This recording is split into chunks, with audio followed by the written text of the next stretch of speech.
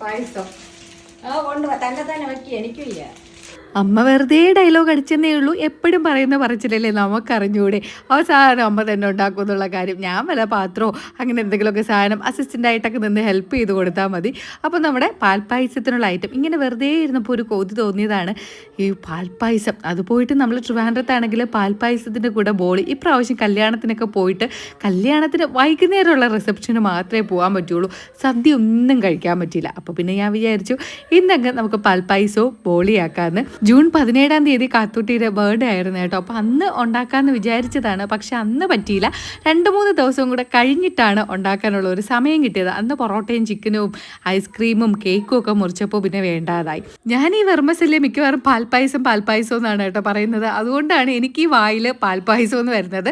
അപ്പോൾ വെർമസെല്ലിയാണ്. എനിക്ക് എൻ്റെ വീട്ടിൽ പോയി കഴിഞ്ഞാൽ ഇതുപോലെ അമ്മയുടെ കൈയാളായിട്ട് നിന്നാൽ മതി. ഇവിടെ ചെയ്യേണ്ട അവിടെയാണെങ്കിലും ഞാൻ തന്നെ മെയിൻ ആളായിട്ട് നിന്നെല്ലാം ചെയ്തോളും. അവിടെ ചെല്ലുമ്പോൾ പിന്നെ അമ്മയ്ക്ക് ഞാൻ ഇതുപോലെ കലക്കി കൊടുക്കുക, വേറെ എന്തെങ്കിലും പാത്രം എടുക്കൊണ്ട് കൊടുക്കുക, അങ്ങനെയൊക്കെയുള്ള പണി മാത്രമേ ഉള്ളൂ. നമ്മുടെ ട്രിവാൻഡ്രത്തെ സദ്യകളിലാണ് സാധാരണ ഈ പാൽപ്പായസവും ബോളിയും കിട്ടുന്നത്.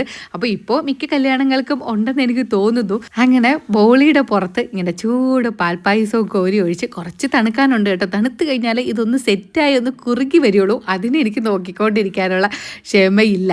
അപ്പോൾ ഞാൻ ചെയ്യേണ്ട ക്യാമറാമാനായിട്ട് ഇവിടെ പിടിച്ച് നിർത്തിയിട്ടുണ്ട് കേട്ടോ. എന്തായാലും സംഗതി അടിപൊളിയായിട്ടുണ്ട്. സേമിയ പായസവും ആ ബോളിയും കൂടെ കൂട്ടി കഴിക്കാൻ വേണ്ടിയിട്ട്. ഇതൊക്കെ ഇനി ഞാൻ അവിടെ ചെന്നിരുന്ന് ഇതൊക്കെ കണ്ടിങ്ങനെ ആലോചിച്ച് കൊതി ഇറക്കാമെന്നല്ലാതെ അവിടെ നിന്ന് ഇനി ബോളി ഒന്നും വാങ്ങാമെന്ന് വിചാരിക്കേണ്ട. ഇനി നാട്ടിൽ നിന്ന് ആരെങ്കിലും ഓണത്തിനൊക്കെ വരുമ്പോൾ ബോളി വേണമെങ്കിൽ വാങ്ങിക്കൊണ്ട് വരാൻ പറയണം. എന്തായാലും സംഗതി അടിപൊളിയായിട്ടുണ്ട്. നാട്ടിൽ വരുമ്പോൾ കഴിക്കാനുള്ള ലിസ്റ്റിൽ അങ്ങനെ സേമിയവും പാൽപ്പായസവും കൂടെ കഴിച്ചു.